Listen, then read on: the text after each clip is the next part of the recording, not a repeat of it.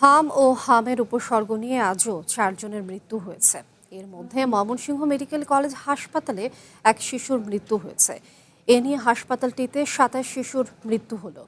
Mymensingh medical college হাসপাতালের সহকারী পরিচালক ডাক্তার মোহাম্মদ মাইনুদ্দিন খান জানান, শিশুটি জেলার ত্রিশাল উপজেলার বাসিন্দা। গত 2 মে হামের উপসর্গ থাকায় স্বজনরা ভর্তি করান। সিলেটে হামের উপসর্গ নিয়ে মারা যায় এক শিশু। বরিশালের শেরে বাংলা মেডিকেল কলেজ হাসপাতালে মারা গেছে এক শিশু।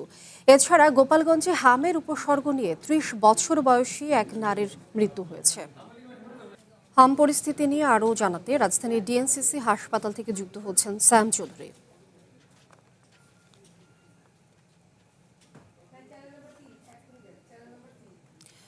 স্যাম চৌধুরী, আপনি এর আগের বুলেটিনে যুক্ত ছিলেন এবং আমরা সেখানকার খবরাখবরগুলো জানছিলাম আপনার মাধ্যমে। এখন একটু জানতে চাই যে মহাখালীর হাসপাতালে মোট কতজন রোগী ভর্তি আছেন এবং তারা কি সুচিকিৎসা পাচ্ছেন কিনা, কি তথ্য আছে এই মুহূর্তে একটু জানতে চাই।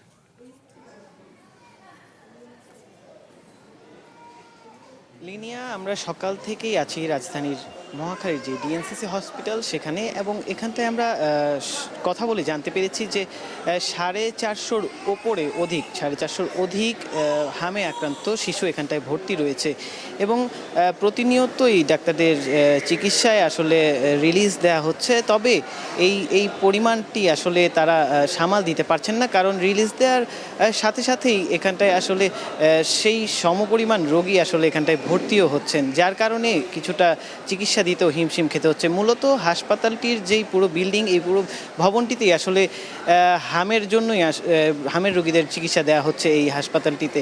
ও মূলত বিশেষ করে হাসপাতালটিতে এই হামের রোগীদের চিকিৎসা দেওয়ার কারণেই, রোগীদেরকে চিকিৎসা দেওয়ার জন্যই আসলে হাসপাতালে যেই কর্মরত ডাক্তাররা রয়েছেন তাদের হিমশিম খেতে হচ্ছে।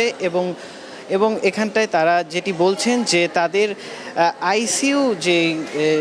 আইসিইউতে যেই রোগীরা আছেন তাদেরকে মূলত কিছুটা ট্রিটমেন্ট দিয়ে সুস্থ করে দেওয়ার পরেই তাদেরকে রিলিজ করে দেওয়া হচ্ছে, এবং এর যেই বেশি আক্রান্ত রোগী যারা রয়েছে তাদেরকে আসলে মুহূর্তের মধ্যেই সেখানটায় ভর্তি করা হচ্ছে। পুরোপুরি সুস্থ না করেই বের করে দেওয়া হচ্ছে, কারণ রোগীর পরিমাণ এবং রোগীর যে চাপ সেটি আসলে অনেক বেশি, যার ফলেই তাদেরকে এরকম করতে হচ্ছে। এর ফলে আসলে দেখা যাচ্ছে এখানটায় রোগীর যেই সম্পূর্ণ সুস্থ হওয়ার বিষয়টি সেটি আসলে পুরোপুরি চিকিৎসা না নিয়েই আসলে এক প্রকার শেষ করে দিতে হচ্ছে।